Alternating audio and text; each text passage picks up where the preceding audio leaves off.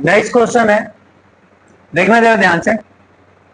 My class name attribute दिया है ना।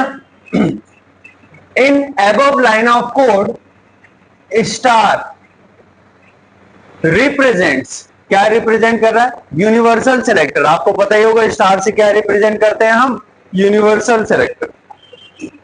API stands for, full form याद कर लेना, application programming interface.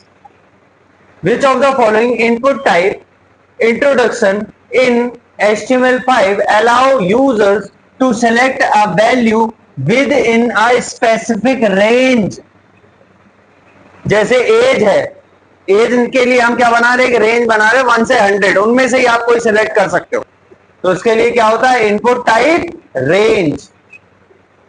Input type range, minimum value बता दो 1, मैक्सिमम में दे दो 100, 1 से 100 की एक रेंज खुल जाएगी। जैसे स्लाइडर नहीं होता, क्लिक करते हो तो स्लाइडर आ जाता है, उसको बोलते हैं, वो आएगा आपके पास रेंज के लिए। दिस मेथड रीड और retrieve a resource, it return the response containing the requested information. Get, याद करो फॉर्म के अंदर मेथड एट्रीब्यूट था ना, उसकी 2 जनरल वैल्यू देते थे अपन, एक होता था गेट और एक होती थी पोस्ट। तो आप अगर गेट दे रहे हो जो कि डिफॉल्ट होता है, आप जो भी फॉर्म में इनपुट देते थे, जैसे ही सबमिट करते थे वो सारा डेटा ऊपर आ जाता था ना, गेट। पोस्ट में डिस्प्ले नहीं होता। तो अगर क्या करना है, रिट्रीव करना है, डायरेक्ट रिट्रीव हो रहा है रिसोर्स, तो वो क्या होता है, गेट होता है।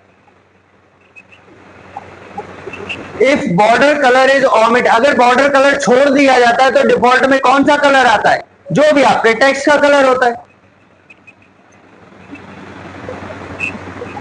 अब तुम लोग बोलोगे हमारा तो ब्लैक आता है, क्योंकि टेक्स्ट भी तो डिफॉल्ट ब्लैक ही रहता है, इसलिए ब्लैक आता है।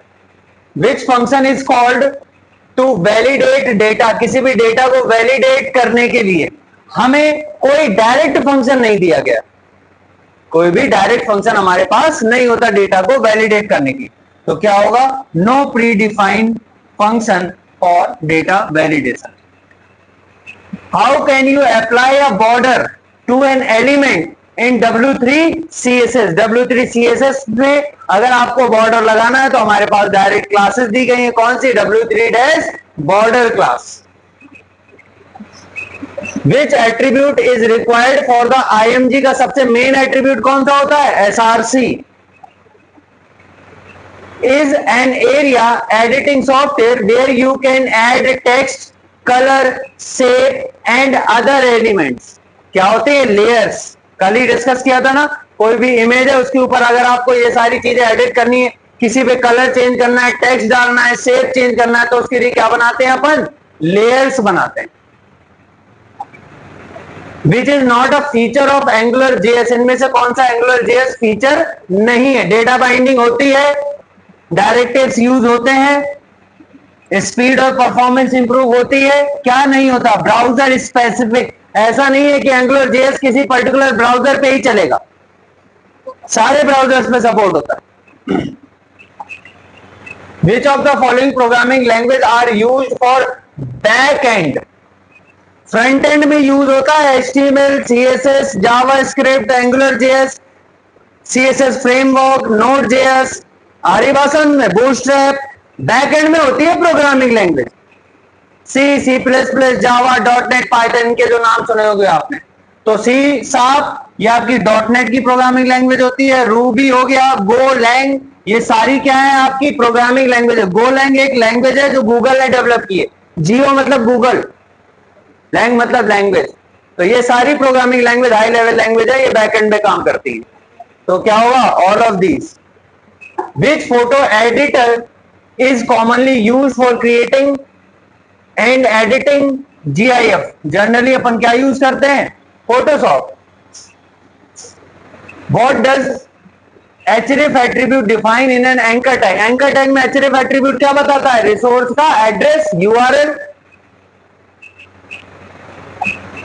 Which W3 CSS class is used to create a centered container with 1200 pixels, क्या होता है W3 कंटेनर, वहां पर W3 डैश कंटेन था ना, ये कंटेनर।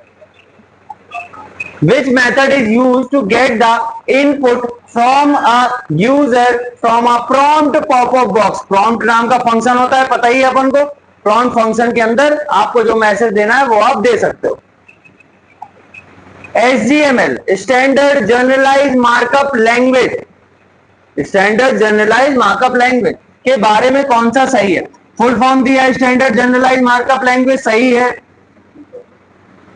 मोर पोर्टेबल, सही है। ISO 8879 इसका स्टैंडर्ड होता है, ये भी सही है। बोला गया डेवलप्ड इन 1990, ये गलत है। जो आपकी HTML है वो 1990 में नहीं डेवलप हुई थी, वो हुई थी 1986 में। 1986 में डेवलप हुई थी, 1990 में नहीं हुई, इसलिए ये वाला आंसर अपना गलत। JavaScript method is used to write a HTML output, output print करने के लिए क्या डॉक्यूमेंट डॉट राइट या कंसोल डॉट लॉग?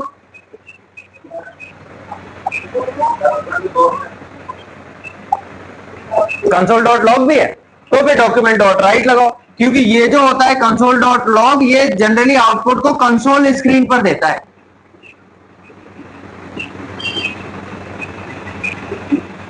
कहां पर देता है? कंसोल स्क्रीन पर आउटपुट देता है, लेकिन आउटपुट दोनों ही देते हैं। लास्ट में प्रोग्राम में अभी पीछे आया था ना कंसोल लॉग, प्रिंट तो दे रहा था ना।